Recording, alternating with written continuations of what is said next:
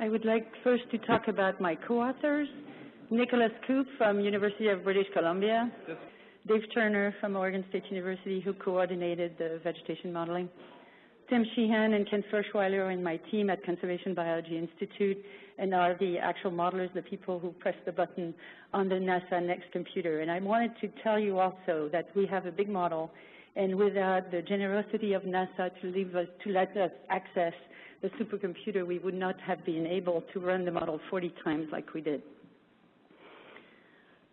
So the outline of my talk briefly, I'm going to introduce the vegetation models. That's the most boring part. You're going to hate this. And then the results, I'll show you the potential vegetation versus species distribution results, then the fire effects, and then a few slides about the carbon budget. So the model that my team is using is called MC2, and it's composed of 3 modules. One that uses climate thresholds to determine what type of vegetation exists on a grid. We run on a grid with the data from John that are cells of 4 kilometers by 4 kilometers. So we use climate thresholds to determine what type of vegetation is there per pixel. And then we link that to a biogeochemistry model that tells us how much carbon is fixed there and what sort of water flows exist and how nitrogen might be limiting the growth. And that's based on a very well-known old biogeochemistry model called Century. And then Jim Lenihan in the 90s put together a dynamic fire model that uses the carbon numbers to determine what the fuel loads are, and we have 1 hour, 10 hour, 100-hour fuels. And then we use the climate to determine how dry those fuels are, and then we determine whether there's a fire and what are the effects of the fire. We use allometric relationships to do that. So the complicated side is now here. I'm going to try to make it as simple as I can. If you look in the lower right corner, this is about the biogeochemistry. I just wanted to tell you that in the biogeochemistry, there are 2 types of plants, what we call grass and what we call tree. So a tree can be a shrub. It's any woody life form. And a grass can be an herbaceous. So it can be a forb. It can be, anything that is not woody. And so we simulate every plant part that you can think of: leaves, fine roots, coarse roots, branches, and stems. And then when anything dies, in essence, is natural, we put that into a litter component. And then the litter component gets decomposed at various rates to form soil organic matter. And so organic matter decomposes at different rates too, so we have tools for that. So it's fairly complex. We have a lot of variables, and don't worry, I'm not going to show you them all. On top of that, so in the upper right corner, this is a small summary of what the fire model does. So it uses the pools of carbon, those green boxes, and then the dead organic matter to determine fuel load. Fuel load can be live or dead. And then the climate is used to determine fuel moisture. Once we have enough dry fuels, then we determine the fire behavior. Is it going to be a surface fire? Do we have a lot of fine fuel? Or is it a crown fire? Are the trees really dry? Do we have a lot of dead leaves up there? And do we do a crown fire? Then we have a standallometry, which just determines if we have an evergreen tree, it doesn't burn the same way as if you have oak trees, for example. So we determine how the fire will affect the ecosystem. And so then once we start a fire, we have these effects, and it feeds back to the biogeochemistry, saying, okay, you're telling me there's a tree there, but we're going to burn most of the leaves, and so then we can do a succession, what happens after a fire. On the left-hand side, those just explain very briefly that we use mean monthly temperature, the minimum monthly temperature, so the temperature of the coldest month of the year, and the growing season precipitation to determine whether we have evergreen or deciduous trees. And if you want more details, I can give you a lot of that. And then we use biomass thresholds to determine what type of vegetation we have. If we have a lot of carbon, then we know that it's a forest. And if we are in the Pacific Northwest or around the maritime climate, we know that they're maritime forests. So we use climate and biomass to determine those very broad vegetation types. Oh, this is interesting. You should be seeing a graph, just like Phil showed his slide of ranking that didn't show up. I can see it on my screen, but you're not seeing it. So 3PG, which is a model that was put together by Joe Landsberg and Dick Waring, uses climate data, initial stand data, and spike factors to determine biomass production, biomass allocation, and the conversion of these variables into interesting things for forest managers. There it is. Okay, so you can see the three inputs. And so if you look at it, these initial conditions are things that are fed into the model while our dynamic global vegetation model simulates that. And so the gory details are right here. The model uses precipitation, it uses solar radiation, and it uses temperature to determine what happens in terms of carbon capture. There's photosynthesis, there's respiration, there's also transpiration because it also does the water flux through the plant, and allocation of the growth into leaves and roots. So what are the inputs to our large-scale dynamic global vegetation model? We use latitude. We use a whole bunch of soil information, which in my mind is the greatest uncertainty in any run of vegetation models. And then monthly climate inputs, minimum and maximum temperature, precipitation, vapor pressure that we derive from dew point temperature, and CO2 concentration. Our model includes the effect of CO2. In other words, as CO2 concentration in the atmosphere increases, we assume that water use efficiency increases. This is based on research data and some field data from experiments, but there's still a lot of controversy about this, and I will talk more about this later. We also turn on fire suppression in our model.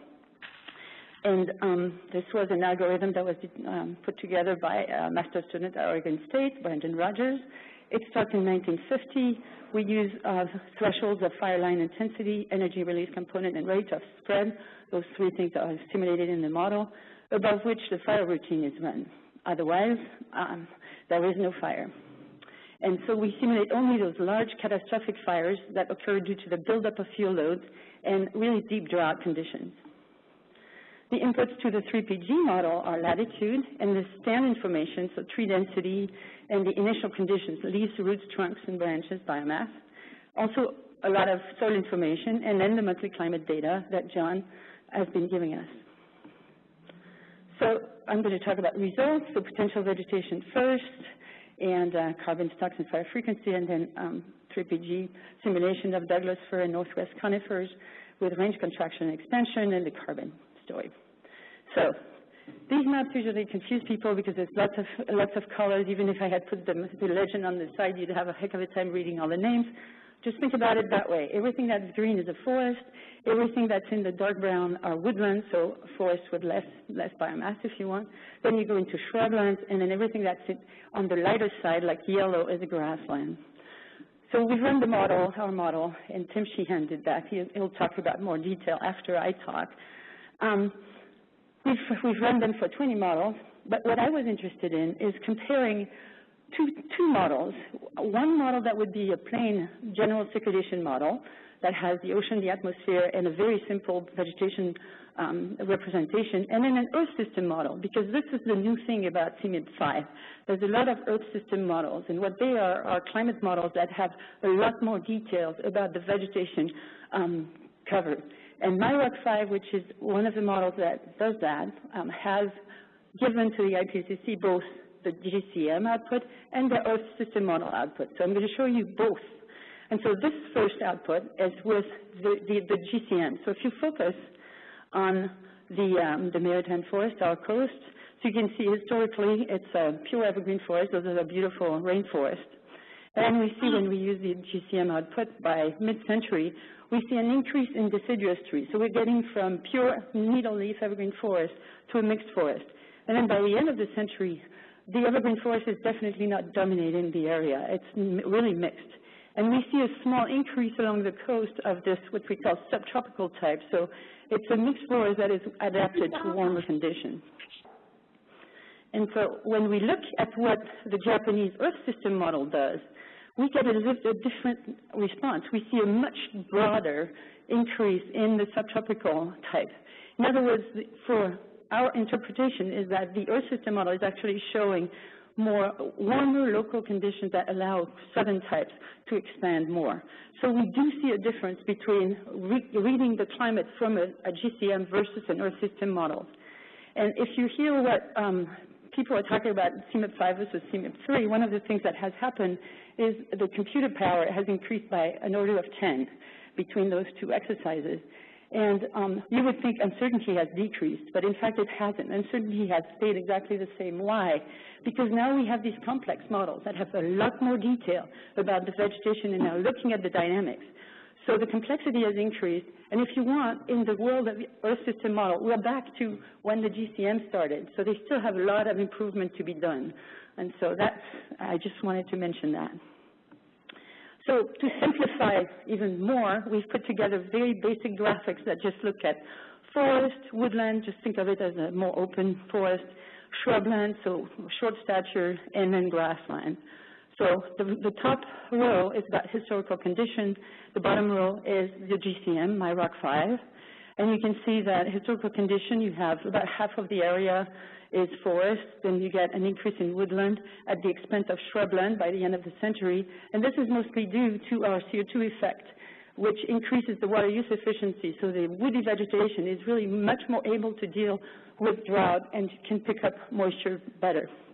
And when you look at the carbon pools, you see vegetation carbon that stays fairly stable. And so in MyRock 5, you see definitely a decrease in the shrubland. The woodland increases, so that's that increased water use efficiency. And then an increase in vegetation, a slight increase in vegetation carbon, but a lot of increase in soil and litter. This happens because we change vegetation type and we increase the litter component. So we get more input into the soil and litter compartments. And so this is the Earth system model. So you can see a little difference. So it's getting warmer, so you get these bumps, and these bumps are actually fires that the model shows. So because you get more litter, you actually get more fuel, and so you trigger fire. Now, our model is, all models are wrong, some are useful. Our models, assume that there's no limitation to fire ignition. We're saying if you don't have a lightning event, you will have somebody with a match or a cigarette and it will start it. We know it's a very rough overestimation. However, if anybody has a good way of simulating fire ignition from 1895 to 2100, please see me after the talk. I would love to talk to you. Okay, so this is a slide that shows you Douglas fir range shift. This is the 3PG results, and 3PG is really focused on species level information. So everything that's in beige hasn't changed. Everything is in red shows a decrease in the range of that species. Everything in green or blue, whatever you see, is an increase. That the tree is going in that area where it wasn't before. And so this is the change by mid-century, and you can see a fair bit of Douglas fir loses ground in the western U.S., but it increases up in Washington and Idaho and a bit of Montana. And if we had BC here, you'd see a great increase there. And by the end of the century, the trends are just stronger. You see a lot more Douglas fir area up north and a greater area of constriction in the south. So carbon budget, and it's been referred to as a climate mitigation ecosystem service by a lot of authors in the literature because it means something for managers. So when you look at carbon, this is a result from our dynamic global vegetation model. On the left-hand side is the historical baseline. So 1971-2000, this is a 30-year average. And you can see, of course, our Pacific Northwest forest, the rainforests, are the most productive, so you get a big stock of carbon there, much lower in the drier areas. And the two other maps here show the agreement between the model, the 20 models. So the darker brown corresponds to 20 models agreeing that the trend is right. And so this is an agreement on carbon loss. And we didn't do a difference between high and low carbon loss. We just wanted to show the areas where we actually see or simulate carbon loss. And what you see is it's west of the Cascade and at high elevation. And if you've heard the message before, you get an increase in temperature at high elevation. These increases in temperature actually decrease the fuel moisture. And for us, it goes above a threshold for fire. And so we get these fires at high elevation. That's why you get this loss in carbon. Excuse me, I have a bad cold, so now I have all sorts of problems with my voice.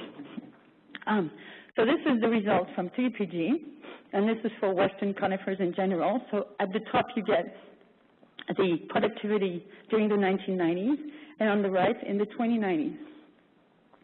And the difference map is underneath, and you'll see the color. Blue is a decrease, sorry, and red is an increase. And unfortunately, Nick did the difference, 1990 minus 2090, so the blue is actually an increase in productivity, and red is a decrease.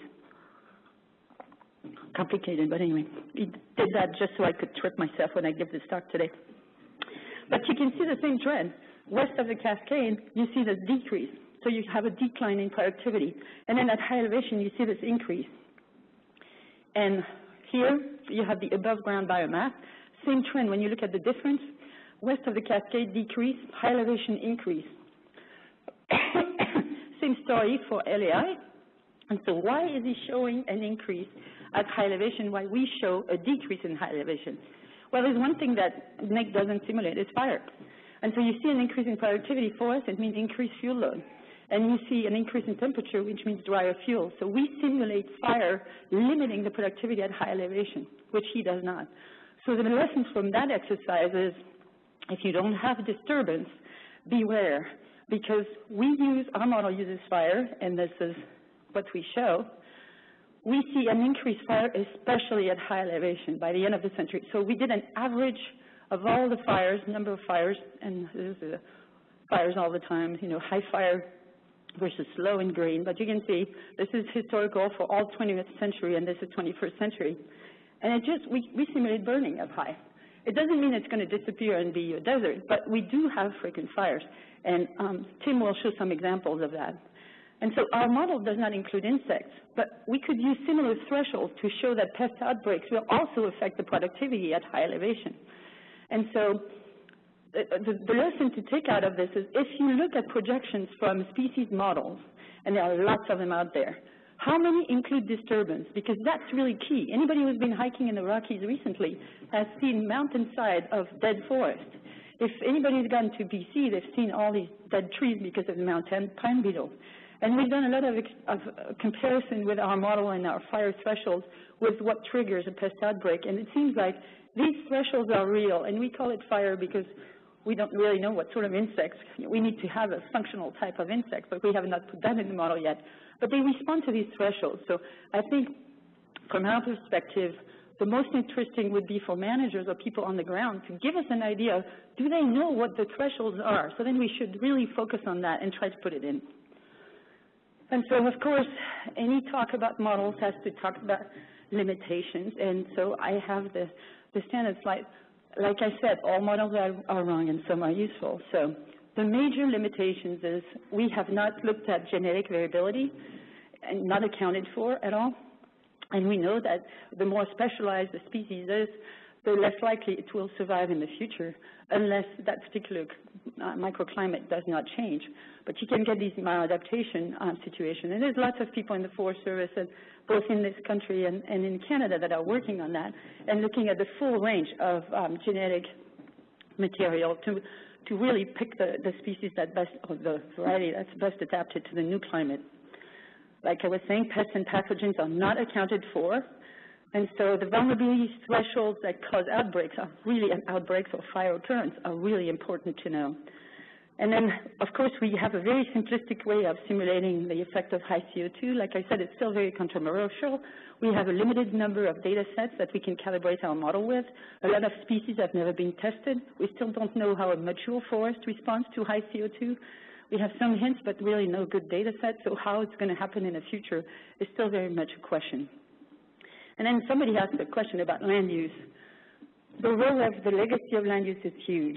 Dave Conklin over there has been running the model for the Willamette Valley and helping a grad student at U of O, Gabe Yospin, to really look at the valley as an open valley, which is what it is. Well, if you grow a tree, if you ever plant a tree in your backyard in the Willamette Valley, you know it's going to grow fine. There's plenty of moisture, the soil is fine. So what is it? Why don't we have a closed forest? Well, there's been human occupation for a very long time in that valley, and Indians, like Europeans, have been using fire in the past to open it up and make it livable and do agriculture. And so this legacy is unknown by our model. So we're working with the USGS, and we did several runs of the model with land use that corresponded to the old emission scenarios, the SRES, the alphabet soup, A2, B1, and things like that. And it was really interesting. The carbon stocks were really lower, and the trends with the different future models were really different.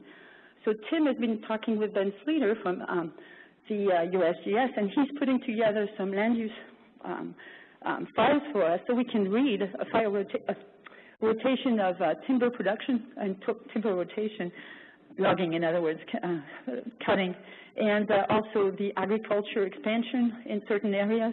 And so we're going to rerun the 40 runs with all the models with this land use as soon as we get it for the 2 RCPs. So it'll be really interesting to see what happens. And so conclusions, we see potential vegetation as well as species range shift with a future model. Most forests remain so, but they change types. We get a lot of invasion of southern types and deciduous types. And the Douglas fir in general go upslope and north. We see soil carbon gains and vegetation carbon gains, except in western Pacific Northwest, where we see fires, and in the Rocky, where the fire reduces the carbon gains.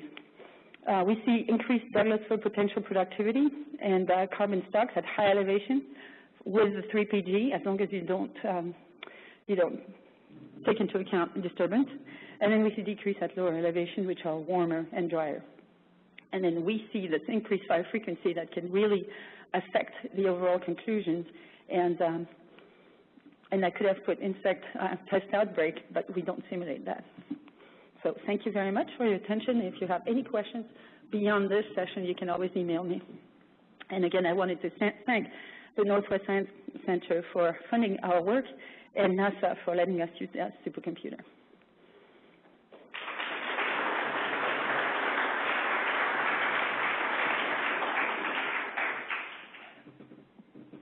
Yeah.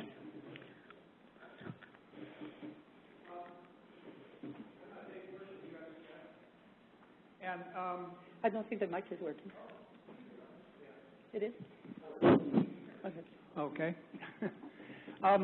Yeah, I was just kind of curious. I wasn't, I may have missed this in the conceptual models you showed earlier on, but could you make it seemed like fire, litter, there may have been a place in there where you've got some feedbacks integrated into this, but I'm just wondering if you could make a general statement of the degree to which feedbacks from like the C3, C4 conversion, ET, I don't think you mentioned phenology, but that would be one. There's a whole slew of things like that. Are those integrated into this, or does it tend to be just all physically driven? Feedbacks to the atmosphere, you mean? Well, no, I mean feedbacks to the vegetation system. Changes in the system are going to drive further changes in that system. So I'm thinking more on the biotic side in terms of feedback. The fire affects the carbon pools. Once the carbon pools are changed, we change vegetation type. Fire is kind of the facilitator for a change in vegetation type. Drought is too, but fire is one of the major agents. What would be really neat is to have the feedback to the atmosphere, like you were saying. Well, C3, C4, not really, but if you get a forest that gets burned, and then you get, shrubland or grassy things instead, that would be a huge change in albedo. And this is what the Earth system models are trying to do. They're trying to put together this dynamic vegetation so that the changes occur and feedback. And so my Rock 5 is one of the three teams that have turned on that dynamic vegetation to really explain what happens when you change the albedo, when you change the water budget, whether or not it takes more or less depending on what vegetation is there. So, but otherwise, within the model, there's lots of feedbacks, but the most important feedback is still very much in the works. So the DGVM that I presented is the kind of thing that exists in the Earth system model. So we run it outside, but a lot of teams have now put it linked to a climate model, and so then the feedbacks occur. But it's really complicated, and that's why I was saying we're still in the dark ages with those. Yeah. I think we have an online question. Oh, sorry.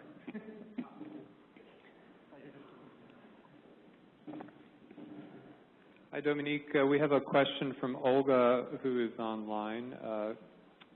Are there plans to incorporate observed vegetation cover into future veg modeling, yes, such as remote sensing or other sources? And then she brings up the Willamette Valley example. since conifers were replaced by ag lands and other development in the Willamette Valley, you know, the impacts of climate are not really driven by conifer productivity or wildfires there. So right, and that's when I said that now we're going to run with land use. That's exactly what we're going to do. We're going to use real land cover. And of course, you know, it's nice to say we're going to use remote sensing. It's great until the future. There's no remote sensing future, so we have to go on our own from today onwards. But yes, land use will help do that.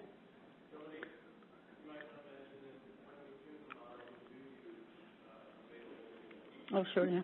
But Olga knows that we do use potential vegetation maps from people like Kukler to actually make sure that we are looking at realistic areas for the potential vegetation.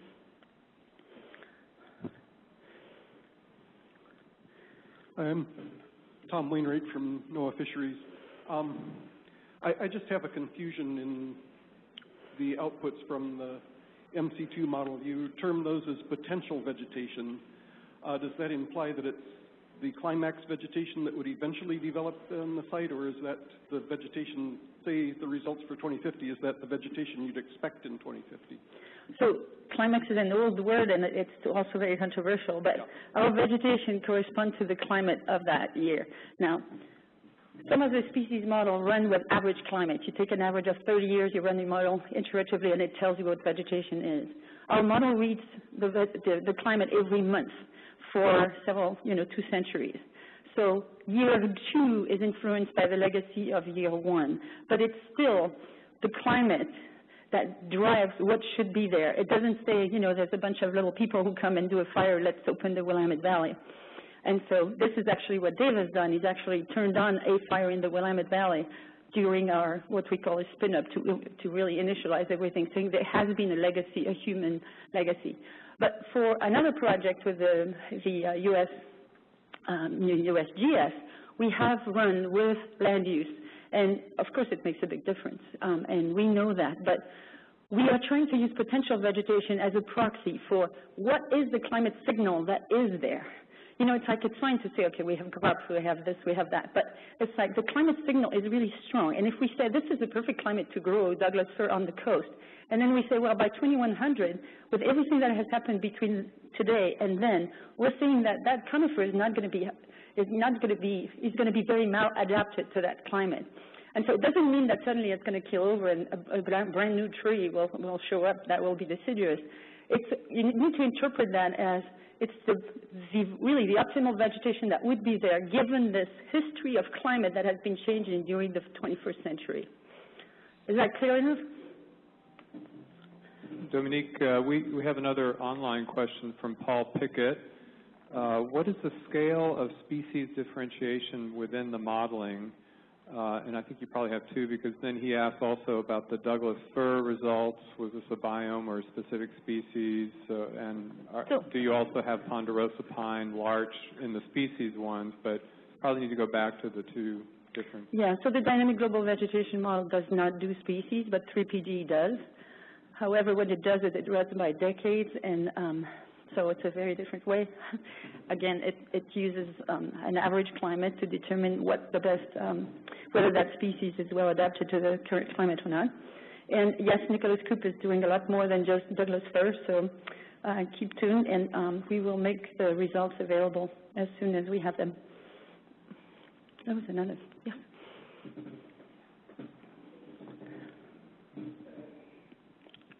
Yeah, Steve Klein from EPA. My question is, going from species to plant associations and kind of understanding these groupings of tree species or herbaceous species into plant communities, any sense of how to move this work forward and account for those plant associations and how the associations may move across the landscape?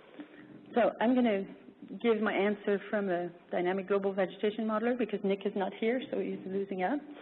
But I know that many people have been trying to fight invasives, and I know that in several areas it's pretty much a lost battle. And so what the combination of future species will be by the end of the 21st century is a total mystery. because things are coming up. We have surprises about new species that come and do very well, and so it's really a guessing game. So we're using a model that does not use species, but tells you what the function of the vegetation is and how it's going to be providing those services in the future, which I think is more realistic than telling you, okay, so we're getting, lodgepole pine is going to increase in productivity, yet if you have a mountain pine beetle, a pine beetle that arrives, you're going to lose all your trees. You have diseases that affects particular species and make them disappear. Extinction is not something you can predict very easily. And so talking about associations, if you go in the Appalachian, there are associations that have species that survived the glaciations and the new species that came from the south. So the association would have never been guessed at if you had had scientists before the glaciation, because some species didn't exist there, and the one that remained, people probably thought they were going to be extirpated, yet they were in a microsite that actually protected them from anything that happened. And so there's a lot of variability. So if you really want to go microscale, you should not be using models. You should use your own sense of what might happen and put, a big grain of salt about, projections of what might happen, because I think we'll have a lot of surprises. We already have had a lot of surprises. If in 2001 you had told somebody in British Columbia that all their trees were going to be killed by mountain pine beetle, they would have showed you the curve that shows, yeah, it's cyclic, we get them regularly. And then in 2005, the curve went totally off the chart, and so that they could not have known. I mean, so it's those kinds of surprises that really make me really hesitant to say anything about what happens in the future to any species and associations. But that's my personal bias.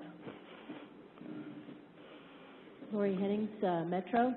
My question is about the increase of forest fires, and that would cause a lot more CO2 to be released to the atmosphere.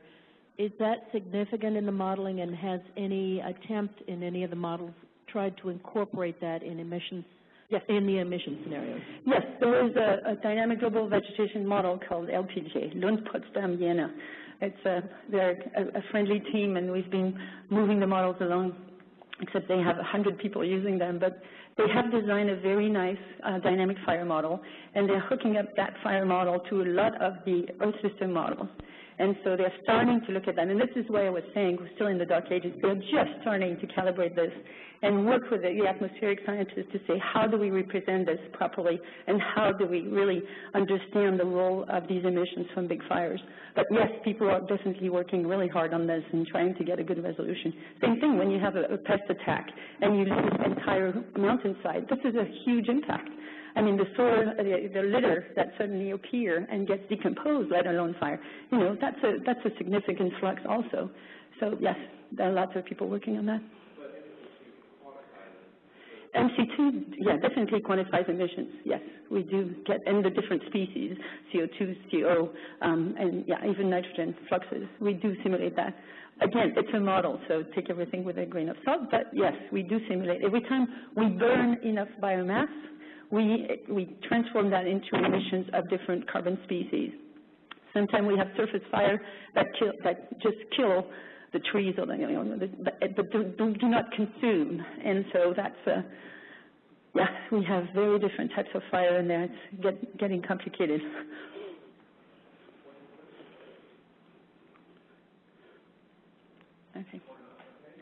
Okay. So Tim is going to show results from our DGVM, but he's going to show you a lot more time series, just to show you the dynamics, and much more regional, so focus on the Pacific Northwest. And remember that Tim is the one who actually presses the button and runs the model.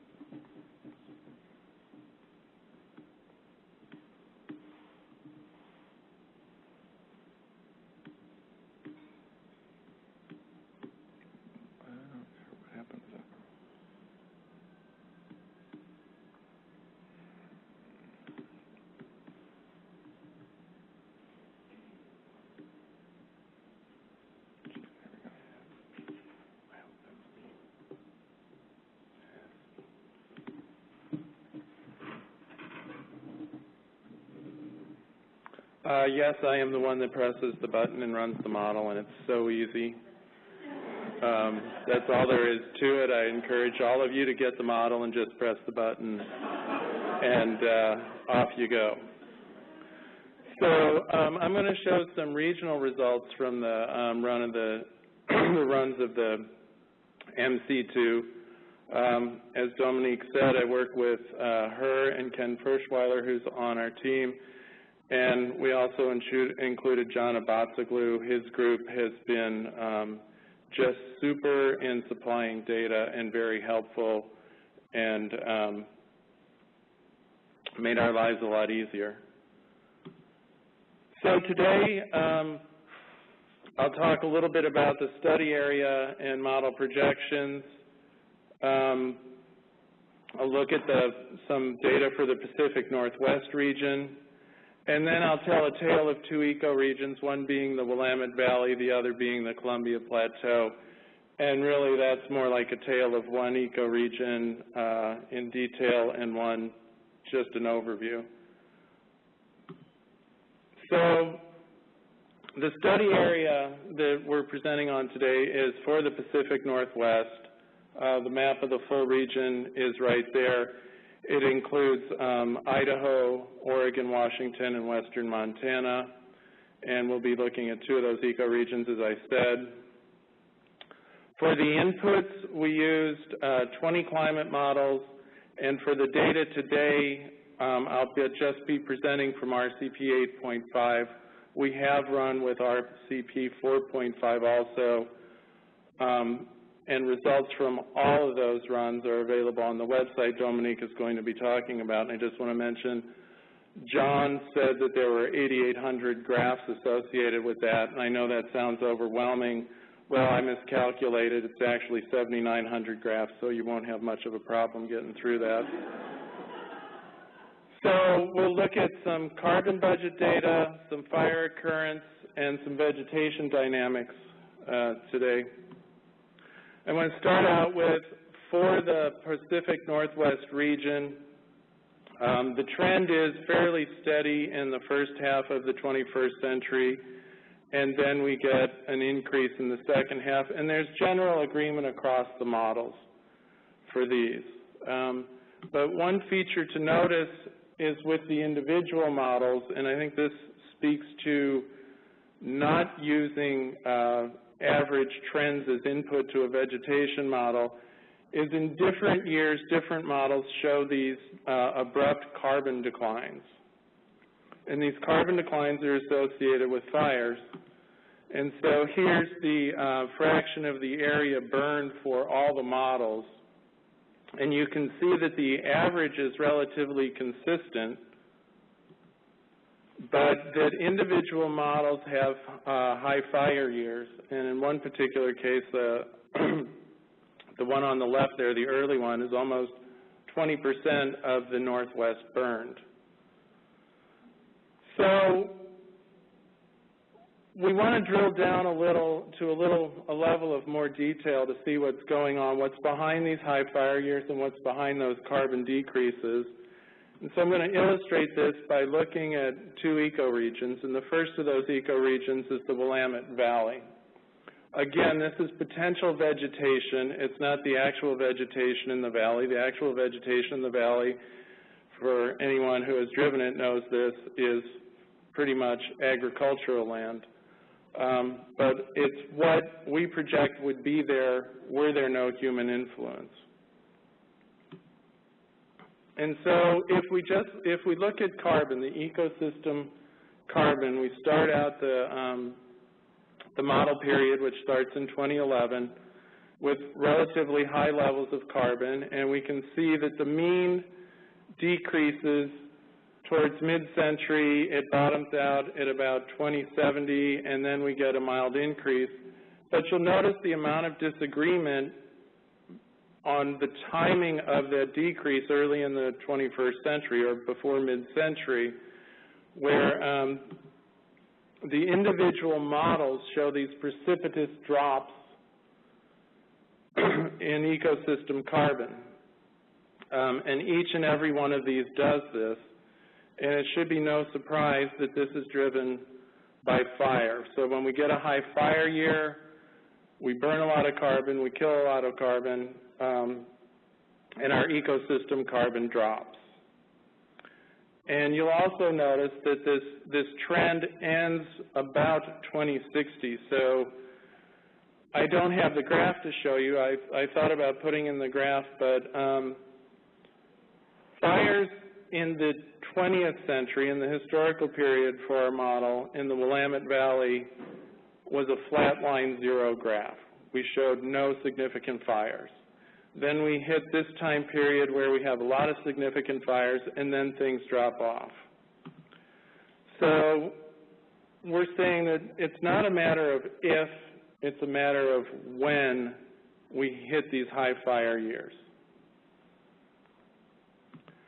So if we look at the ecosystem carbon and we divide it up between vegetation carbon and carbon in the soil and litter, we see a definite pattern where we have sudden drop-offs in the vegetation carbon, sudden pickups in the soil carbon, and our overall total carbon decreases and then gets steady towards the end of the 21st century. And these are the results from IROC 5.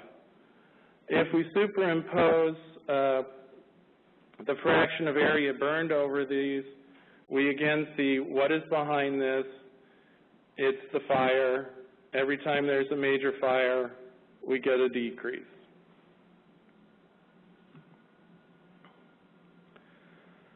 So, looking at the vegetation classes for this, we have forest, woodlands, and shrubs.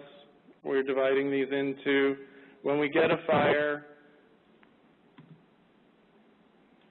we see that we get some shrubs and woodlands, and as we go for more years without fires, the forest class recovers.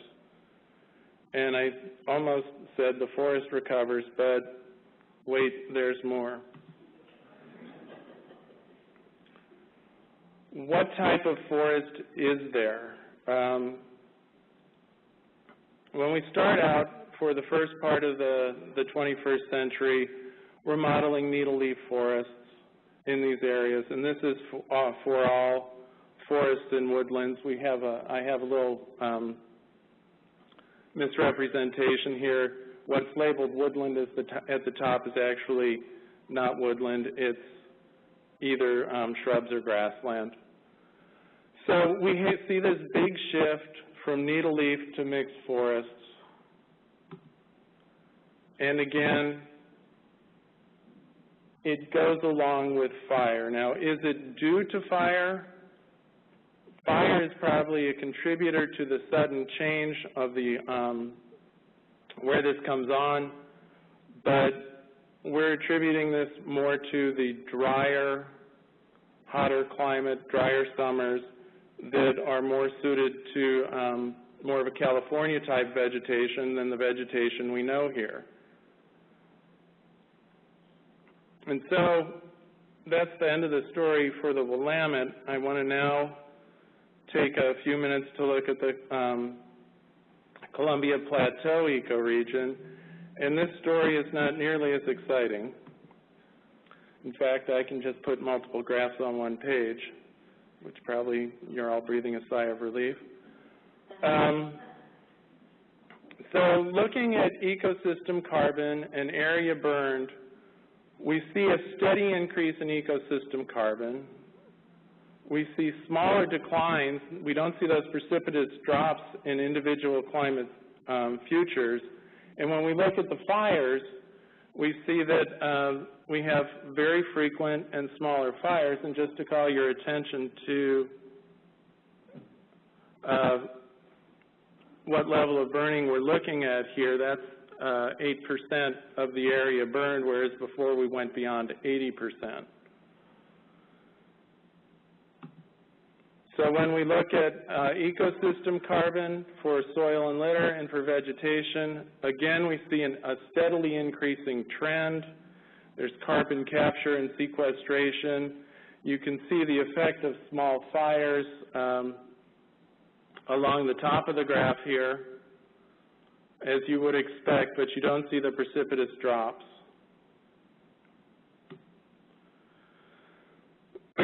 What we see as far as vegetation category is an increase in forests, an increase in woodlands, decreasing shrubs, and we go from a small amount of grassland to an absence of grassland, and the needle-leaf forests endure.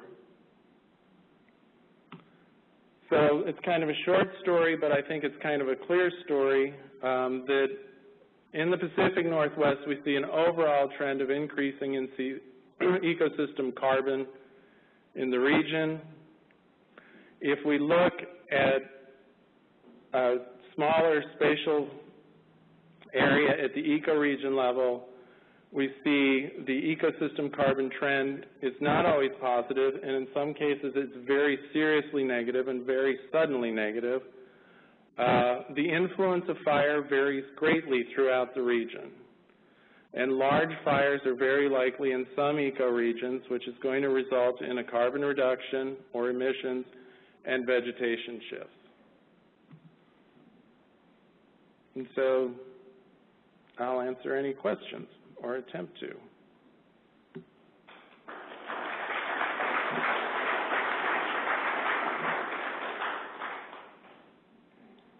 And I might have a little help. Oh, okay.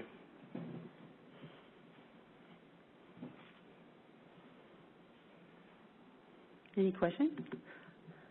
Bart Nice, University of Washington. My question is, since all the models showed a big drop over the Willamette Valley in the 2040s, would you even get that if there was no climate change just because of the carbon buildup, or is it actually kind of partly because of the climate change that's happening? And is it or is it mostly the succession that changes under climate change?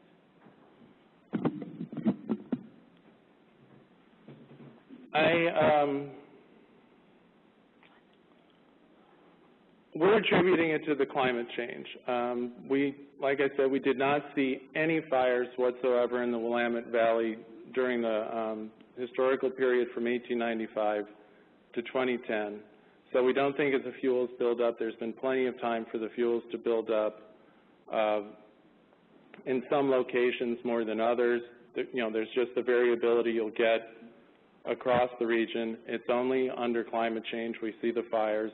And it's further evidence that it's climate driven. The vegetation that comes back into the area is not the same vegetation that's been there for, the whole historic period we have. We're getting a longer summer season, and when you get longer summer and drier summer, that means fire season increases. So climate is definitely the driver.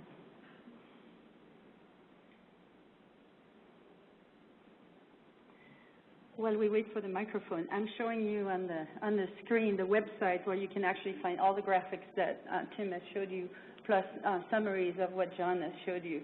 So we will make that website particularly available. Phil has showed it in his presentation, but you have the climate, and everything is clickable, so you can see temperature, precip, vegetation class, and the various carbon pools, biomass consumed, area burned, the fluxes, so net primary production and net biological production, which is the production without fire, and then the 2 RCP. So everything you've seen, it's available.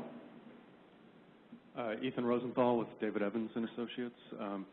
I was curious about the Columbia Plateau work. You said there'd be expansion of forest, and that kind of seemed counter to what I would have thought. It seems like a hotter, drier environment would lend more to grassland and shrub.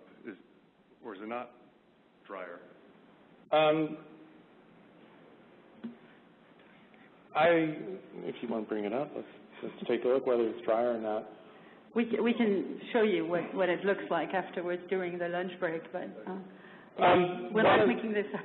Just curious what's driving. One of the things in the model is a CO2 fertilization effect, which makes for a better utilization of water. So even if climate may get a little less friendly, the uptake of water is better, so you can get this woody expansion. And again, each climate model will give you a different future. And if you look at the screen right now, I'm showing you one of the models. And if you look at the precipitation, there's a large increase in precipitation annually. If I manage to get the screen to stop doing this. So, and I think that is one of the, see how wide it is? A lot of times there's a tendency to think of global warming and think of hotter along with drier, which is not necessarily the case. I mean, I believe in some of the graphs we saw earlier, there's actually somewhat of an overall increase in rainfall. When you get to the website, you can click on any of those graphics and they'll pop up as larger scale. Any other questions? Yes, over there. Kevin Warner with NOAA. I got a couple questions. First is, have you any way to characterize or even quantify the uncertainty in these projections? And the second question, which is maybe totally different, is curious if you've had discussions with entities that could manage this risk, and if so, what those look like. Of course, there are ways to quantify the uncertainty. We haven't done those yet. There are plans to do some analyses that show how much variability there is and levels of certainty across the models. And I'm going to interject, even though he's going to not be happy, but we've done a sensitivity analysis actually with soil type. We found that StatsCo actually misrepresented high elevation soil and actually showed much deeper soil that there are. And so some of our high elevation fires may be due to a drought effect that's way overestimated. So I have a student who's actually put together for the North Pacific LCC a brand new data set of soil depth. And the differences are really significant above 1,200 meters. And we've seen that the model responds really strongly to that. So that's why I started my talk by saying soil is really a big uncertainty to us, because soil is where the water is going to be. And so if we misrepresent the depth and the texture of the soil, then we will show that the trees are doing well, even though they will not if the soil is really shallow enough. So if you have a really good data set for all western U.S. that has the correct depth, I'm taking that. Can you join us on our field trip where we're going to measure soils across the country? The other question you had was basically, are we getting this information into the hands of managers and people who can make a difference? And the answer to that is a definite yes. We have a project with the Forest Service in the Northwest, and we're presenting some results and helping them to come up with decision support models based in part on this data. And then it's part of the results from the broader runs we've done, but in the Southern California, the Mojave area, we're using some of this data to help drive decision support models for conservation decisions. Yeah, and we're working with the Forest Service and BLM, and Louisa is part of that project that Tim was referring to. It's Mount Hood, Willamette, and South Sly National Forest. Hey, Tim, we have an online question from Don Phillips about the fire portion of the model.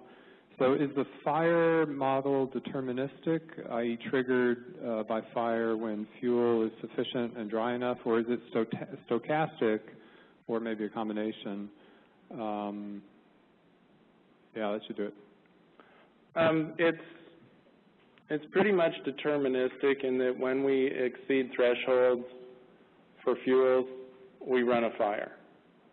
And those thresholds are changed whether or not we have fire suppression on. However, because the fire model actually uses pseudo-daily climate, we actually distribute the precipitation across the month. And we use a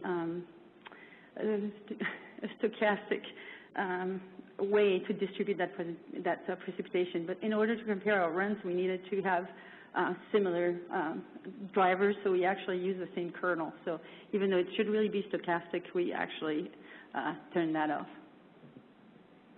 Once we do a real fire ignition, then stochasticity can come back in, and Tim is very keen in changing the probability of ignition, so that's going to start changing things.